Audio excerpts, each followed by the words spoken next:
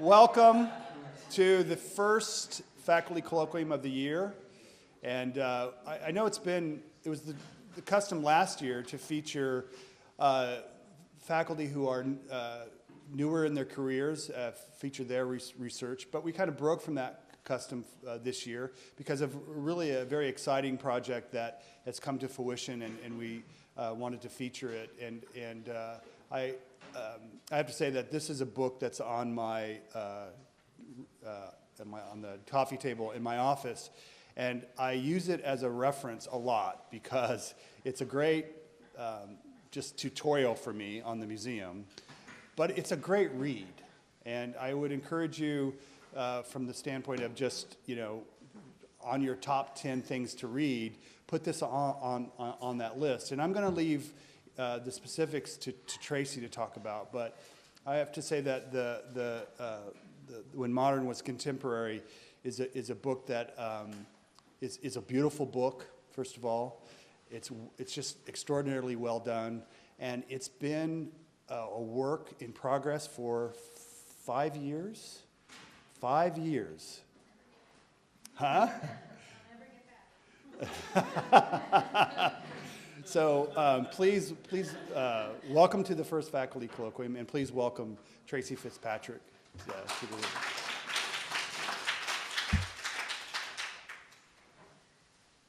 Hi, thanks so much for coming. I joke I'll never get back, but really it was an extraordinary experience to work on this book. I want to thank Barry. I want to thank Suzanne. Suzanne, I saw you. I don't see you now, but you're here.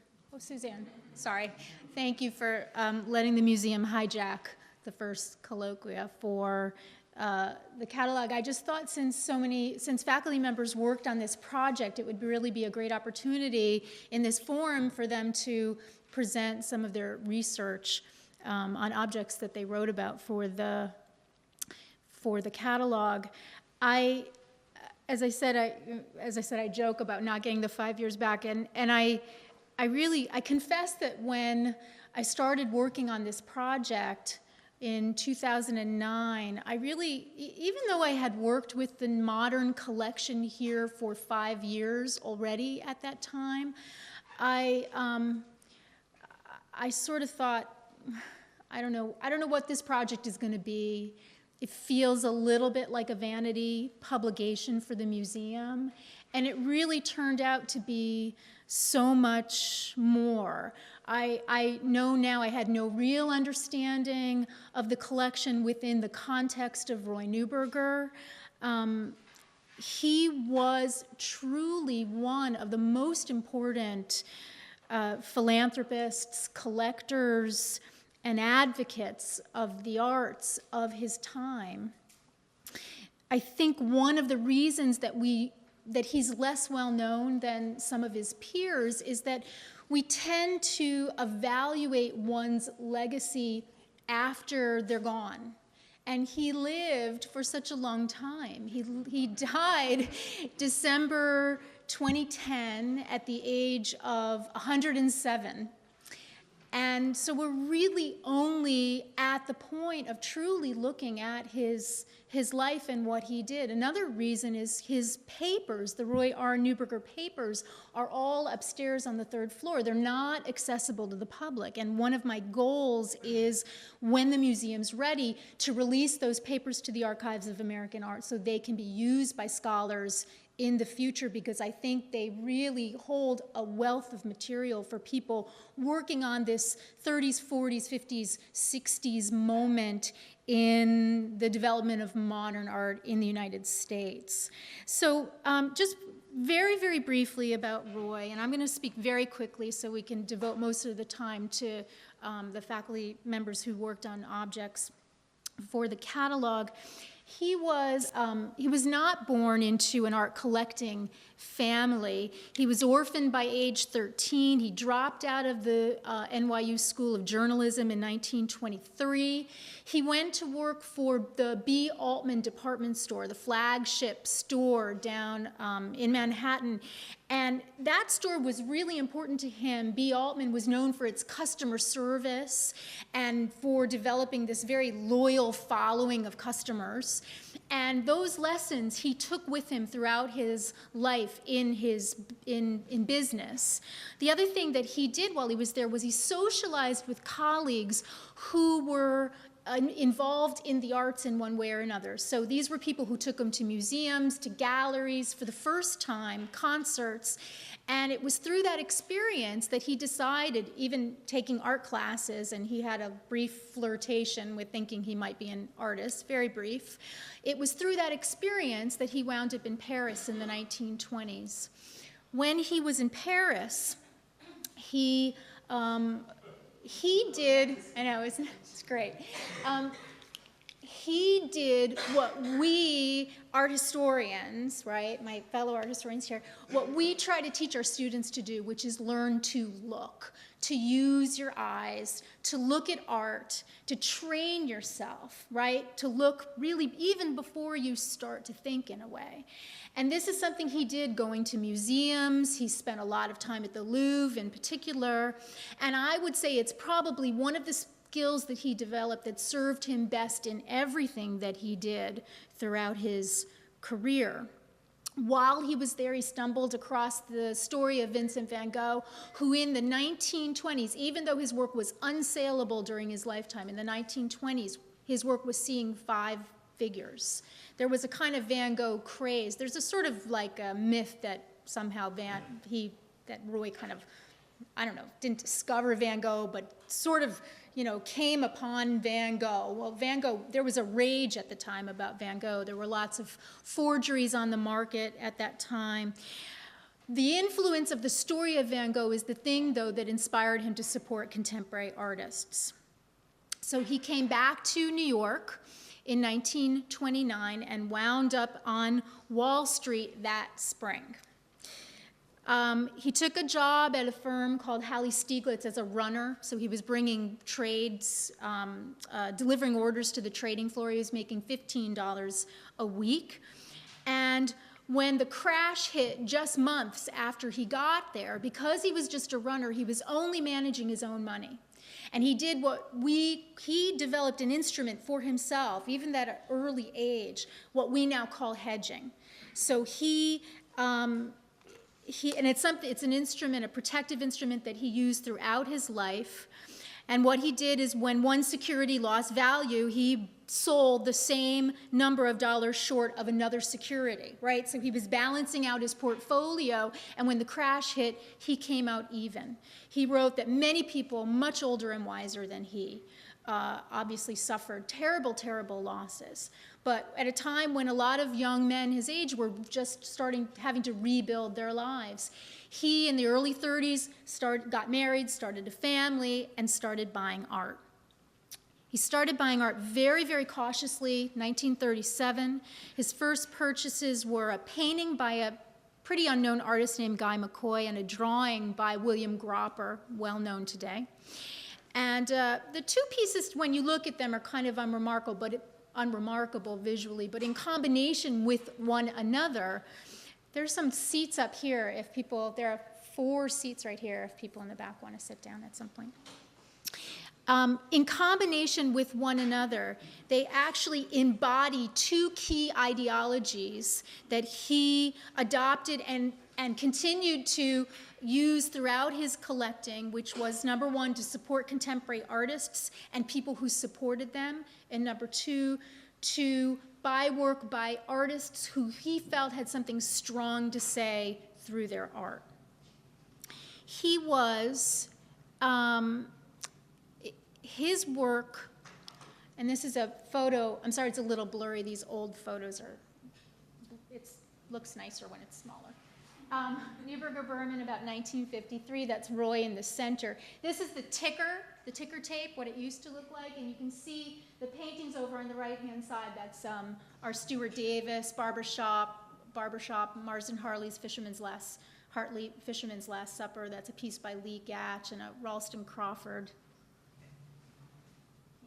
Oh, who did that? I was getting you.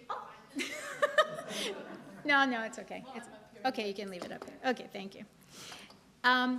Actually, the first public display of Roy's collection was in Neuberger Berman. Not in a museum, not in a gallery, but in the offices. And he actually had the Neuberger Berman offices specially designed so that he could display work on these hanging devices, and there was lighting installed specific to paintings, to displaying paintings and sculpture, which was almost unheard of at the time and really led toward, in many ways, he was kind of a precursor. This isn't a corporate art collection, it was his collection, but a precursor of the display of corporate art collections. He was not only a smart and avid collector, he was a generous donor. Prior to the founding of the Neuberger Museum of Art, he gave hundreds of works away to museums, both large and small, across the country. And I'm just showing you this Jacob Lawrence, The War series, which Roy bought in its entirety, the whole series, and donated to the Whitney in the late 40s. Not to us, because we didn't exist yet, but I would have been happy to have this here. He gave purchase funds to museums such as the Metropolitan and the Museum of Modern Art for the acquisition of contemporary art, and he also loaned his collection very generously. He was also an advocate for public support of the arts, particularly through his work as president of the American Federation from the late 50s through to the late 60s.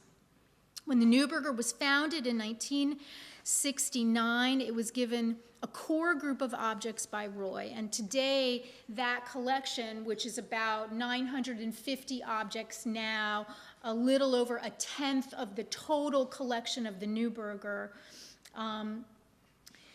is really the core of the institution. And museums, including the Neuberger, that we are obligated to be very thorough in the investigation of provenance and exhibition histories around any object that we take into the collection. But when a museum is established by a founding donor, things are a little more complicated and different. Take, the Neuberger is an example. The Phillips collection in Washington, D.C. is another example. And so you have to do a little bit of catch-up because you don't have all the information about the objects that you might have had if they were coming in from other donors, sort of case by case. And that's what we've done here with the catalog project, using Roy's papers, using other relevant resources, relying on scholars in the field. And so what I've done today is we've invited 4 faculty members who worked on the project. I want to recognize Sarah Warren, who also worked on the project, but who, because she has an exhibition on view right now, was extremely grateful not to be invited to. I mean, I invited her, but she was relieved when I kind of said, you don't really want to do this. And she said, no, I'm busy. I've got enough to do right now with the show. So Sarah is another writer for the catalog. We're going to start out with Julian Kreimer, who is going to talk about Stanton MacDonald Wright's 1912 portrait of John Giacoppoli. And I'm going to put your presentation up. And please welcome Julian. Just forward. Okay. Hi.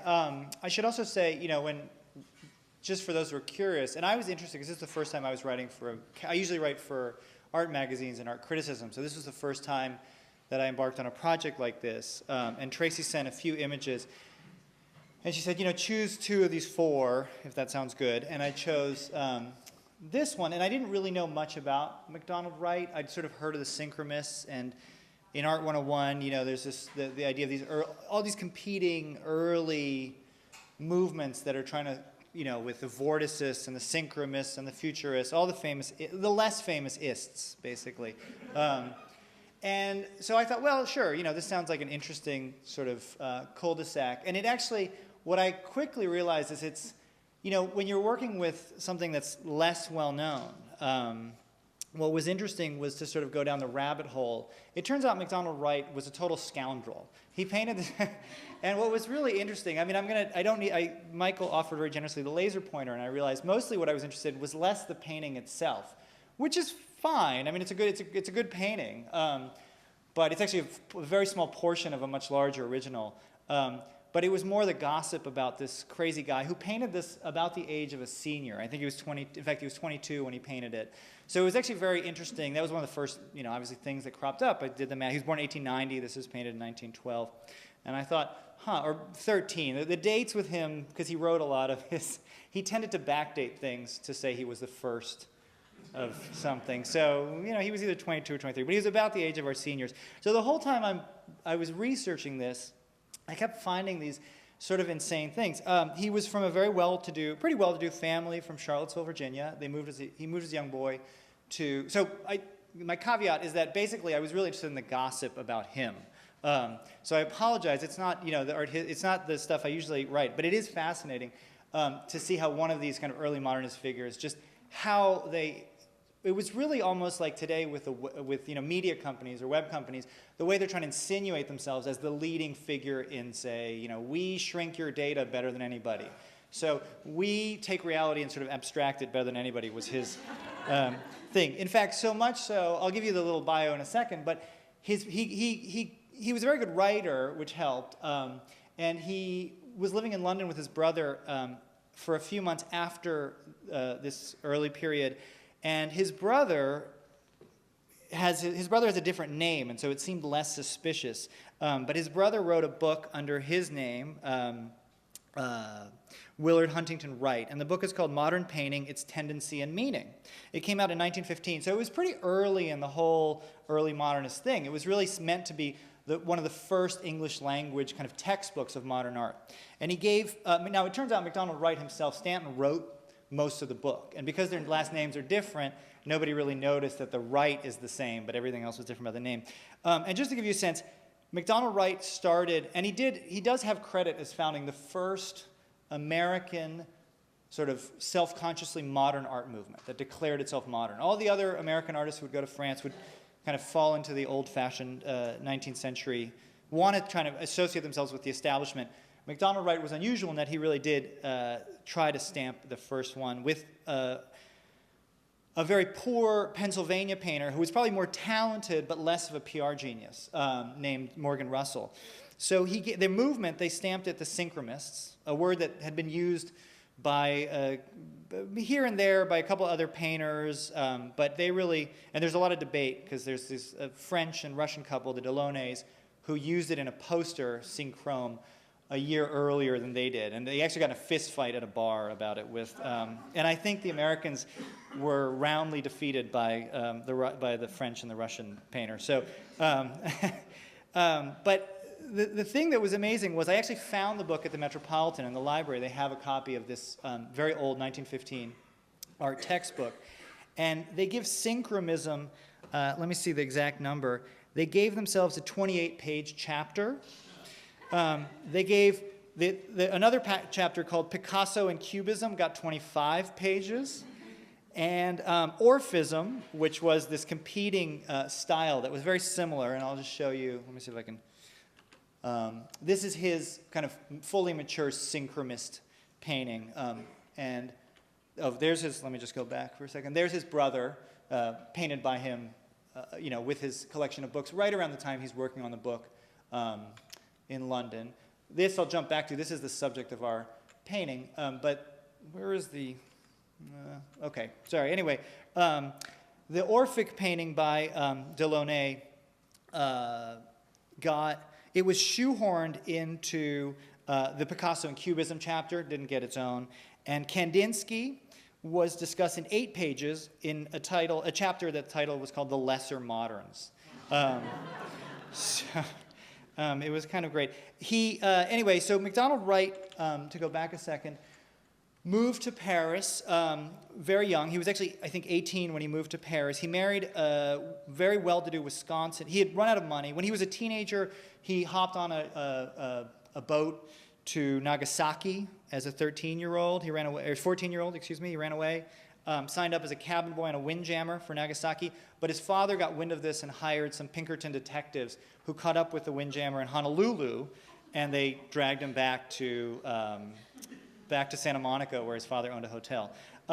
When he managed to marry a very well-to-do Wisconsin woman named Ida Wyman, who was 10 years older than him.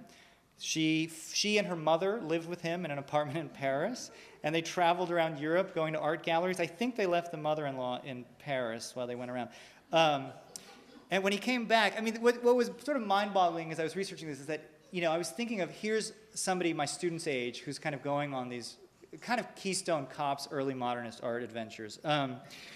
But he did study with this Canadian, very interesting Canadian teacher in Paris, and he met Morgan Russell there, and he had this idea that was very much in the air that music is the correct metaphor for how painting should function, that a painting, rather than being a representation of, as we all know, ordinary mimetic reality as seen by the eye, it should be a kind of symphony of different tones and harmonies. So the colors, so actually they, MacDonald Wright, he also took credit, and this was actually handwritten in a letter that was at the Metropolitan when I was doing the research. I came upon in his papers this letter that he'd written to probably one of the most well-known colorists, along with Joseph Albers, Faber Biren. And in the letter which he wrote to Biren had requested a copy of MacDonald Wright's color treatise that was very hard to find. And he wrote in this accompanying letter, he said, and again, this self-aggrandizement is pretty great. I may have been the idiot inventor of the circular discs that all the paint companies used afterwards. I don't know, end quote.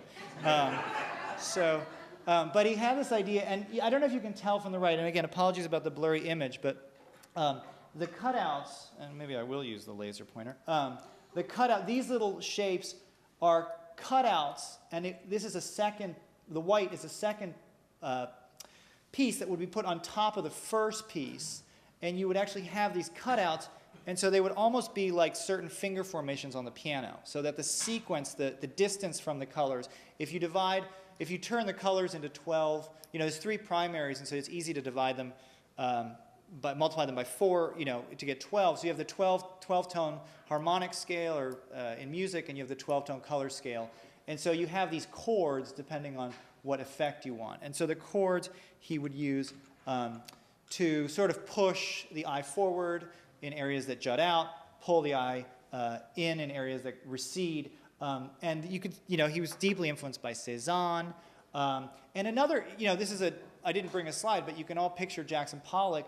Pollock's teacher, Thomas Hart Benton, was always into these bumps and hollows. And Benton was the third member of synchromism who was kicked out. Stanton MacDonald Wright chose Russell over Benton as the co-founder of this movement. So Benton actually, who's known for these farm scenes with lots of rolling hills in the Midwest, got that rolling from this synchronous style. He literally was kicked out of the apartment with Stanton and Morgan and moved back to the States. But a lot of, in fact, he wrote about Stanton. He still respected him and said he called Stanton Wright the most gifted all-around fellow I ever knew. And he ended up, a lot of those ideas got into Pollock's paintings. So this movement, for all that it's sort of absurd and, self-inflated, did have, in a weird way, totally unintentionally, an enormous influence on modernism. I guess I'll just, for all my making fun, there's two more things I'll say about the painting, because I want to leave time for everybody else. One of the things that MacDonald Wright was very interested in was the sense that, and this is, the sense that the painting should have what he called, being from California, having experience in Asia, he was interested in Japanese aesthetics, and particularly this idea of yugen, which was this idea of interior realism. And to quote him, what is called yugen by the Japanese, there's a sense of reality which cannot be seen, but which is evident by feeling. This quality can be created neither by intellectual means nor by the will. It is necessary that the artist be taken over by an all-encompassing idea. End quote. So this very kind of Japanese idea of an internal reality that connects to how we think about music was very important and I think that also connects to Cézanne, sort of the idea that almost the painting wills itself through an unconscious kind of interior reality, a painting of a subjective reality. The subject, John Dracopoli, met Stanton MacDonald Wright in Antibes, where he had a house, and MacDonald Wright was rooming with Lee Simonson, I think was his name, who was became a very significant theater designer. You showed the Marsden Hartley. Marsden Hartley tried to be roommates with them in France that summer, and Stanton Macdonald Wright kicked him out of the house and said, "No way." I think, and Macdonald Wright was a product of his time. I mean, sadly enough, he has some pretty unpleasant things to say about, he was a well-to-do Californian right-wing guy. Later in life, he became part of the WPA, and part of his job was ferreting out any kind of red influence in WPA paintings in California. So the WPA in California was much more right-wing than it was in New York. But Dracopoli met him in Antibes as they were 19, I think, and they were summering in the same city, and he became a great buyer of synchronous paintings. In fact, most of the synchronous paintings by Macdonald Wright and Morgan Russell went into the Dracopoli collection. He moved to the States, then back to England. His family had a lot of land in France. He eventually retired to the English countryside with his synchronous painting collection, and started his book collection grew and grew and pushed the paintings to the attic. And as he put it, in a fit of housekeeping, he decided he needed more room for the books, and he burned most of the synchronous paintings. So the painting that the Neuberger has is just this tiny little head that was cut out of a much bigger life-size portrait of Dracopoli, and Macdonald Wright cut it down so that he could bring it back to the States when he moved back from Paris. And so it's a particularly significant work, not so much because of its aesthetic qualities, but because it's really one of the only existing works of the early synchronous period that we have of this first American modern art movement. So there it is.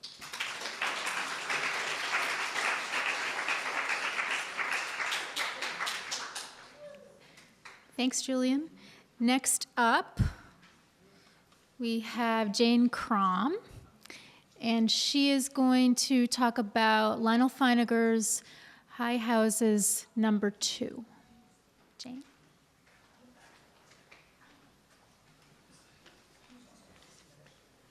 Okay, so the painting I worked on, Lionel Feineger's High Houses #2. Here you see it in its entirety. And I was really happy to be working on this particular painting because when I was in high school, I really liked the Bauhaus and all the Bauhaus artists. But then when I went on to college and thereafter, I got drawn in other directions, and I never got to keep working on the artists of that period that I liked so much. So the two artists I worked on for the catalog were Josef Halpers and then also Lionel Feineger. So High Houses 2 is one of several paintings that he did with this title, or nearly this title, over quite a long period of time, actually starting from this era, and then continuing on actually until the 1950s. So he kept with it all his life. And it's a transitional painting given some of the basic standard issues that we associate with his art. So it's a kind of a cubist treatment of an architectural subject with a few human figures there in the foreground. There's some trees and a bunch of houses. So that's the basic painting that I was assigned to work on. So first I thought, well, what do I know about Feininger these days? And since I knew him mainly in his Bauhaus orientation, what else is interesting about him? Now, he has a very German name, and he spent a lot of time in Germany. He's from a German family, but he was born in New York, and so he's considered an American artist. And his first few years, of course, were spent here in the States, and then he went over to Germany to pursue his education. The works he's known for in the earlier part of his career, just to give you a sense, he was a great cartoonist, mostly for the Chicago Herald Tribune, or Sunday Tribune, but for a few other papers where he introduced the Kinder Kids. And I'm from a German family too, and I actually knew the Kinder Kids from when I was growing up, so that was kind of fun to hear about that. And they are all very politically incorrect ethnic stereotypes, and that's Feininger himself as the kind of puppet meister there. His early painting continues some of the playfulness, cartoonish-like elements of that earlier work, and this is called Green Bridge from 1909. So he's always on an architectural scheme and framing the scene in interesting ways, and then having passersby kind of lost in their own world, rambling by, sometimes hurrying by, and many of them are quite cartoonish with funny hats and heads. And these are called his Biedermeier figures because they refer to kind of a cozy, comical, imaginary set of figures that were well known in German art through the 19th century. So that's his early work, but then by the end of the teens, he moves closer to what he's really famous for, a more purely cubist approach to architectural subjects. So this is his design for the Bauhaus Manifesto, and the image is always referred to as the Cathedral of Socialism because it does have that, it's a Gothic structure fractured in the appropriate cubist way with the tenants of the Bauhaus on the other side. And then the light bursting against and around the different architectural forms, kind of crystallizing. So that was one of the earliest images to set, the Bauhaus agenda. Then throughout the rest of his career, he continued with that type of a format.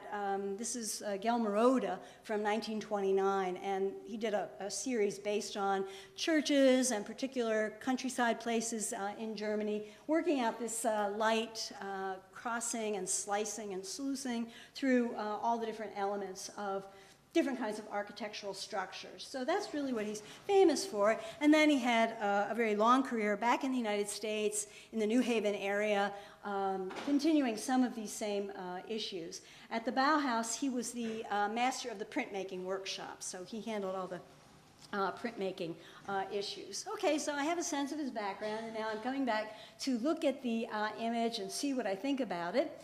And very interestingly, there's a drawing that we have in the collection associated with the painting. And it was, as you can see, it was sent from Lionel Feininger to Marie Neuberger with cordial greetings because it was going to be part of the birthday book celebration for Roy Neuberger. And all the artists in the collection were approached and asked if they would like to give him something as part of this birthday book. And they gave him all sorts of things, but here we really lucked out because we got the, preparatory or kind of preliminary image for the painting itself. It's from a little notebook. It's dated Paris. It's March and 1908. And it shows a scene very similar, not exactly identical to the painting, but certainly very close to it. And there was a letter that came along with it as well. So that was really interesting to see. Feininger called these sketches his nature notes, and they're dispersed all over the world. So the Busch Reisinger has 3 of them from April of the same location, and I'm currently looking for some of the others because he spent quite a lot of time working at this particular location.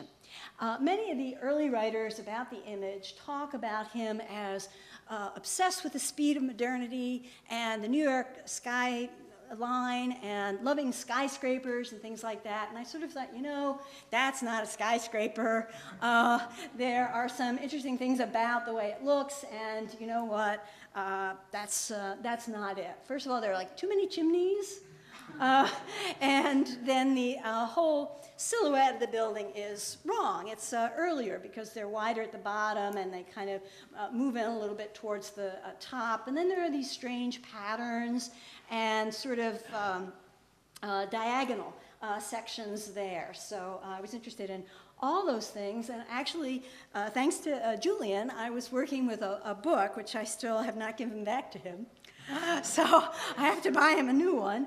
And it's a book of photographs by Eugène Atget, who I was working on for a couple of other reasons. One is that I teach 19th century photography now, and the other is because, my very famous almshouse project that I've been working on for ages, I am often studying 19th century photographers because I'm looking for things that are gone now. So the really old photographs are the things that I need. So here is Bernice Abbott's photograph of Atget himself, and a photograph up here of Atget reflected in the window of the storefront that he's photographing, because he used very out-of-date equipment in this time period, so he took very long exposures with a camera where he used the cap on the lens to time the exposure, and then he printed everything out as contact prints the next summer with his wife out in the sunlight. So it was a very long, laborious kind of a project.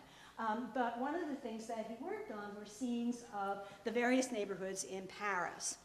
And it really struck in my mind that there was a similarity here. And these are two views of a street in Paris called the Rue Saint-Jacques. It is the beginning of the pilgrimage route in Paris on the way to Santiago de Compostela. So it's a very old street and very important street filled with a lot of interesting things. It's got a number of churches adjacent to it. One of them is the Church of Saint-Séverin. And oddly enough, these wonderful Gothic churches were encroached periodically over the centuries with all kinds of very junky architecture, stores, sheds, things like that. So part of this renovation was to extend the street, widen it, expand the street and widen it. So the old 17th century buildings were going to be taken down to widen the street, and then structures that were encroaching on the important buildings like these churches were being removed. And so some of the other things to notice here before I move on, or wait, maybe I have...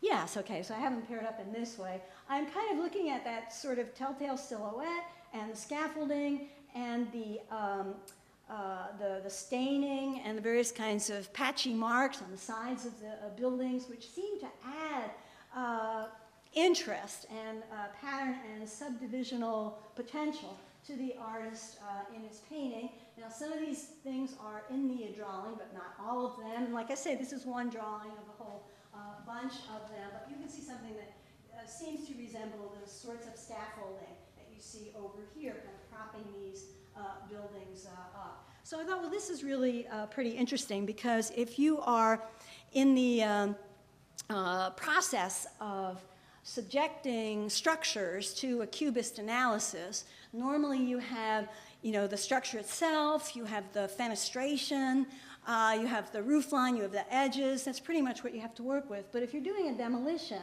you've got so much more going on, all the scarring and the scaffolding. And this adds to your potential battery of visual stuff to work with quite a lot more. And so that is what is added into this painting. Now, it turns out, okay, that Lionel Feininger is on the Rue Saint-Jacques in March 1908, also April 1908, at least as far as I know. These photographs by Atget are February 1908, so this is pretty much what the street looks like. The letter that accompanies this drawing, when it was sent to Marie, Neuberger says, this is the Rue Saint-Jacques. In 1913, a letter he sends to his wife says that this painting is about a demolition on a street in Paris. So, you put all these things together and you get a sense of a lot of activity on the Rue Saint-Jacques in this time period. Here is a print, one of 5 different proofs, of which it seems no edition was ever made, and these are all called the Rue Saint-Jacques. So it's quite an interesting body of work. Now, Feininger is there, Atget is there, and Robert Delaunay is there as well, because his images of the Church of Saint-Séverin, which you see here, are from just a little bit earlier. They're from the same time as the drawing and the photos, from around 1908 to 1909. So as far as I'm concerned, there's a crowd of artists out there on the Rue Saint-Jacques at all hours of the day, and that's what I plan to work on next. So it was great fun to work on this. So.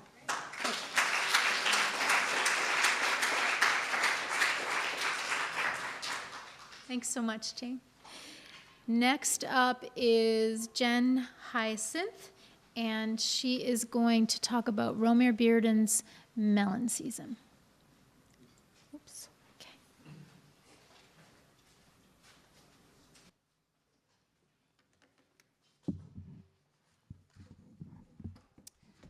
So I've entitled my talk Simultaneity and the Conjure Woman, Romare Bearden's Melon Season, 1967 of the Neuberger.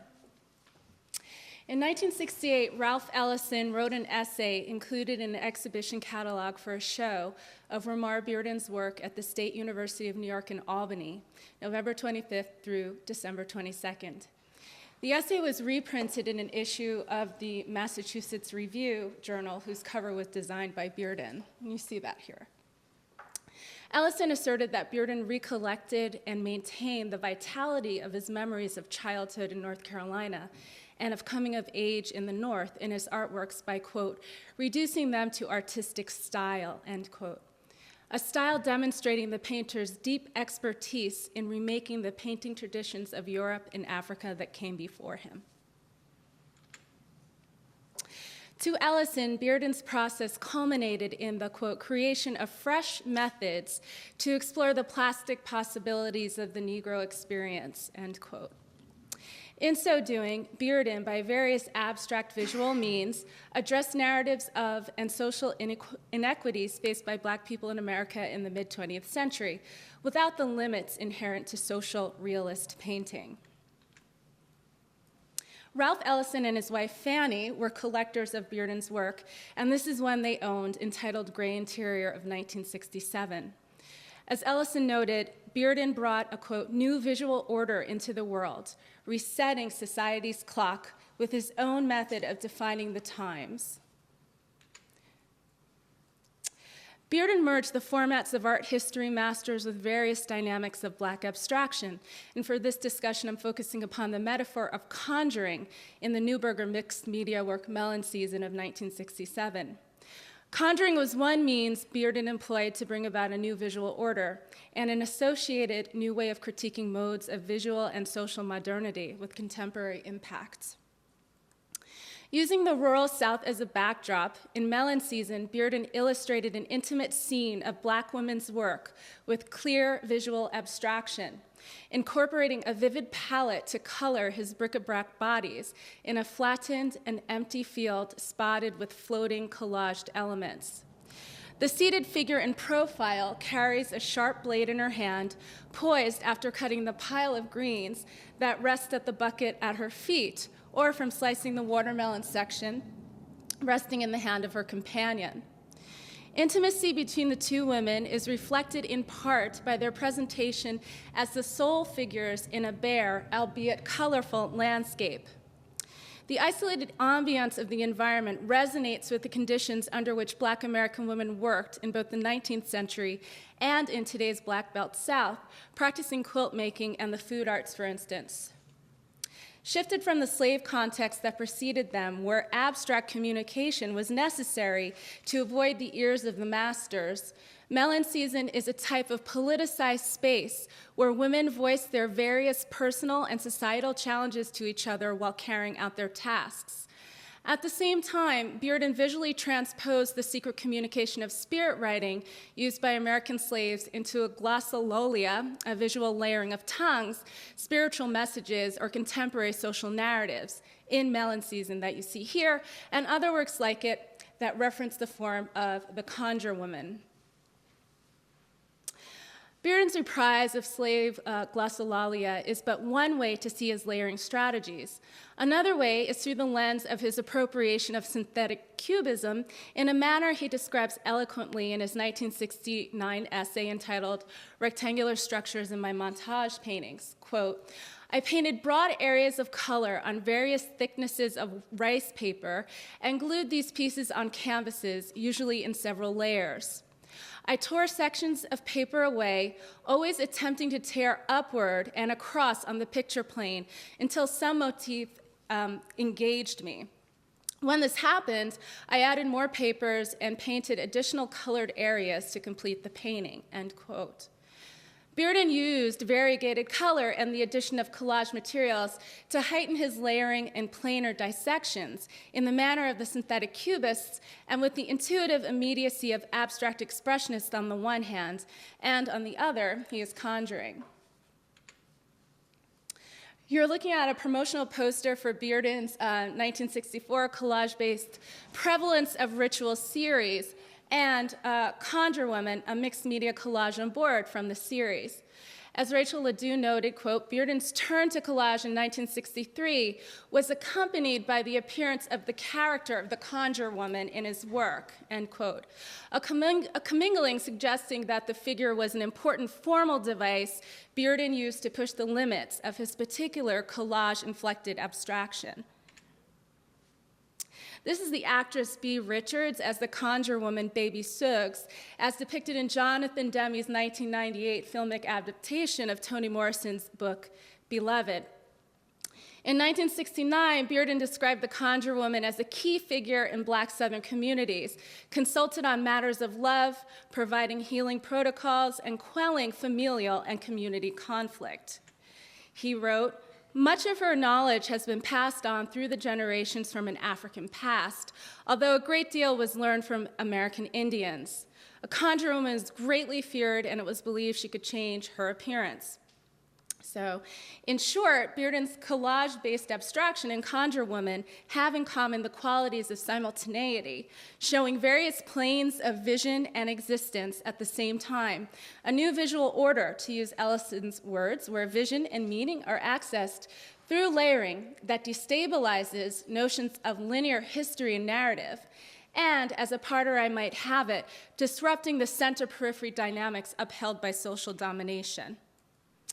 On the left, we have the 1964 Conjure Woman from the Prevalence of Ritual series, Collage and Mixed Media on Cardboard, and from the same series, Conjure Woman as Angel. Here, and in the next few slides, I'm quickly sharing some of Bearden's Conjure Women as an indexical form of Bearden's collage experiments from 1963, when she first appeared, until about 1975, years immediately preceding and anteceding the year 1967, when he created Melon Season. A particular compositional note in the comparison here is the situation of the women within the painting's fields. On the left, Bearden portraitizes the face of the conjure woman frontally, and in the composition on the right, the standing conjure woman as Angel is captured more in profile. In the Neuberger Melon Season, the figure-field relationships of these respective paintings are layered upon each other, resulting in similar positioning taken on by the two women rendered, and we'll return to this point shortly. This is Romare Bearden's Prevalence of Ritual Tidings, 1964, a collage of various papers with graphite on cardboard. The angel as conjure woman from the previous image is reprised here. In both portrayals, the typical position of the angel Gabriel in most Annunciation paintings from the Italian and Dutch Renaissance and their antecedents were used. Bearden here, as before, conjured the scene as a form of simultaneity rather than a rote derivation of European Renaissance form and narrative, which he in turn intermixed with Southern Black abstraction and vernacular. The visual and conceptual layering of Black vernacular culture and Christian Renaissance portrayals points back to the idea of spirit writing and its slave glossolalia, or visual abstraction. This is Romare Bearden, The Visitor, 1970-1974, watercolor and gouache with ink and graphite on paper. From the previous image to this one, Bearden's formal experimentation translated his conjure woman, created with collage techniques, into watercolor and gouache. So translated from collage to watercolor and gouache. She is an intertextual figure appearing from painting to painting, now in an alternative medium. In addition, the visual composition in which she is placed is the same from the previous conjure woman presentations appropriated from Renaissance Annunciation formats. But Bearden vernacularizes the same scene by entitling it simply The Visitor, and continuing his impulse of formal experimentation in narrative freestyling around the trope of the conjure woman. More mixing of the original formal structure and naming of Prevalence of Ritual Tidings, 1964, continues in these next two works. Here we have an Annunciation of Uncertain Date, executed in watercolor and collage. And in the next slide, we are viewing a silkscreen entitled Tidings of 1973.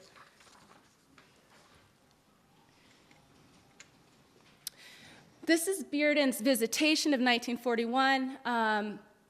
a gouache, ink, and graphite painting on brown paper, obviously next to a 1445 Dutch Renaissance painting by one of Bearden's influences, Roger van der Weyden.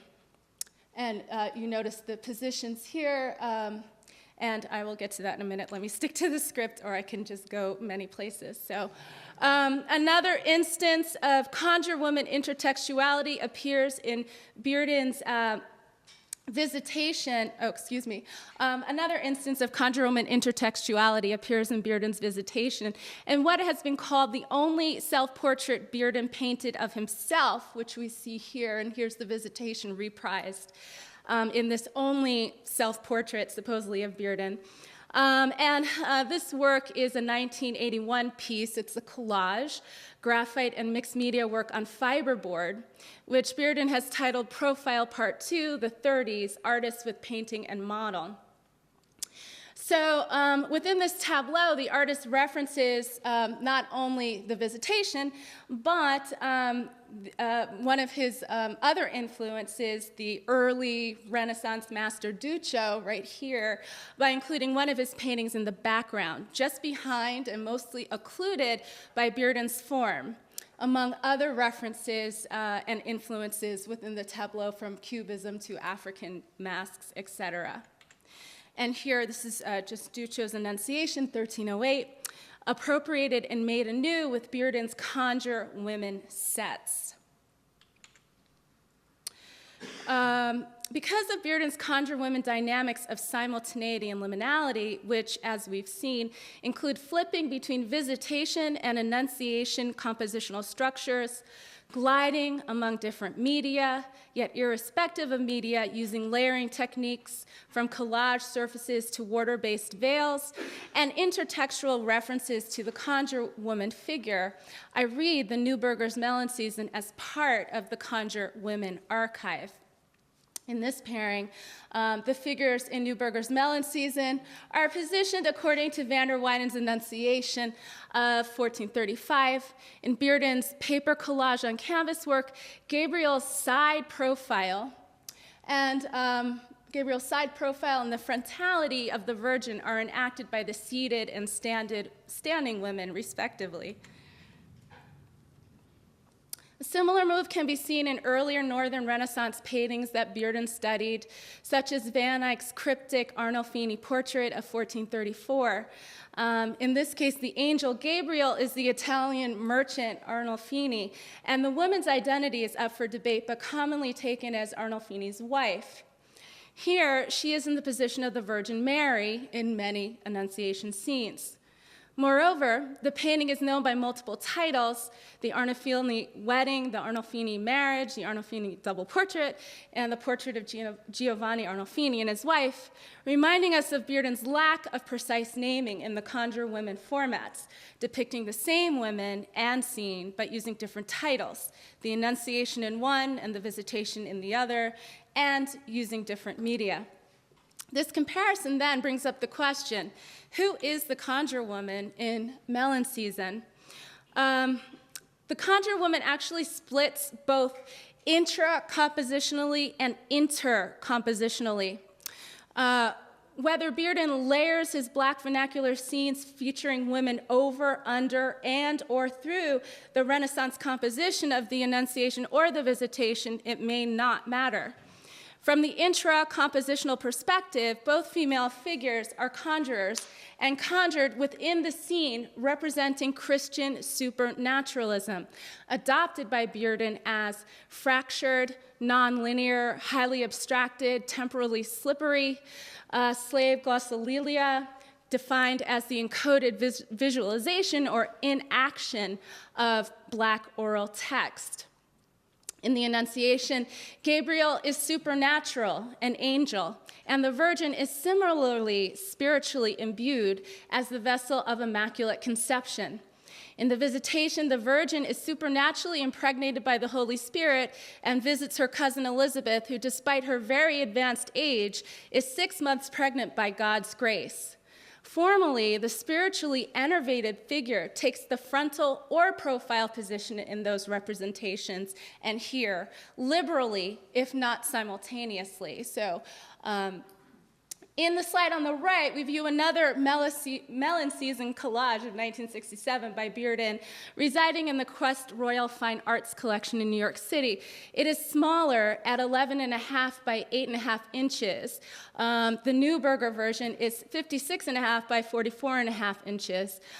This is made on cardstock rather than canvas, and it's signed in the lower left, which you cannot find right now, but there's, I think it's here, I think it's actually cut off. It's signed in the lower left side, where Bearden's signature in our work is located in the upper right. So a conjure woman or women appear in both paintings, illustrating the intertextual dynamics that characterize the sense of simultaneity inherent to Bearden's conjure woman forms, and taking us back to Rachel Ledoux's assertion that conjure woman is the indexical marker of Bearden's formal experimentation with collage, achieving a, quote, conjuring, or as Ralph Ellison would have it, bringing, quote, a new visual order into the world, resetting society's clock with his own method of defining the times. So that's the end of my formal presentation, but this is from 1975, another rendition of the Conjure Woman that we see. And again, Bearden's playing with the profile and the frontal nature, and this work is actually entitled, just so you know, The Calabash. So he's also taking some liberties with maiming, as hopefully through my talk has been clear as part of the dynamic of what he's doing in these works. And then here you're seeing two more Conjure Women from 1975, different media, and they are called Conjure Women. And the last image I have, again, is a comparison with our work and the original Conjure Woman who appeared in Prevalence of Ritual. And just to show kind of how Bearden has found a place in contemporary visual culture, in May 2014, the Roots' new album cover featured a Bearden work, not a conjure woman, but male work. And one of the cool things about Melon Season is it invites us to consider the place of women in Bearden's oeuvre, because men are more typically considered. Here we have the great Mickalene Thomas, awesome painter, born in Newark, lives in Brooklyn, and she's clearly looking at Bearden among other influences, and this is her Marie Femme Noire of 2014, includes mixed media, obviously jewels and heavy collage. And finally, we're looking at Wangechi Mutu's Wangechi Mutu's praying mantra. Wangechi Mutu, of course, born in Kenya, and living and working in Brooklyn, just had a great show at the Brooklyn Museum last year. And she's also looking at some of the shifts and innovations of Bearden's Conjure Women. So thank you.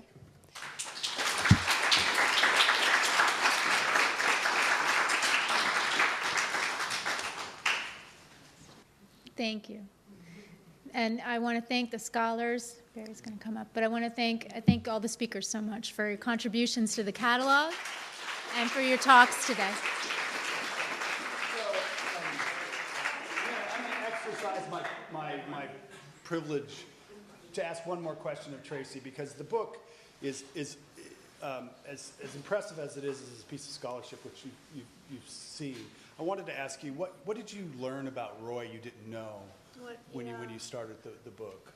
What I learned about Roy really is, I mean, it's too big to answer quickly, but just the sheer scope of what he did over time, the influence that he had on really the development of this moment, and the people who were touched by him, who were influenced by him to collect, to make art, whatever it was, is extraordinary in its kind of geometric proportion. Yeah, and if you haven't seen it, upstairs is his little black book, right? Yeah, his little black book. Right, which is a fascinating piece of history in and of itself. Right? Yeah. I mean, to imagine that the Pollock that we have now is in that little black book.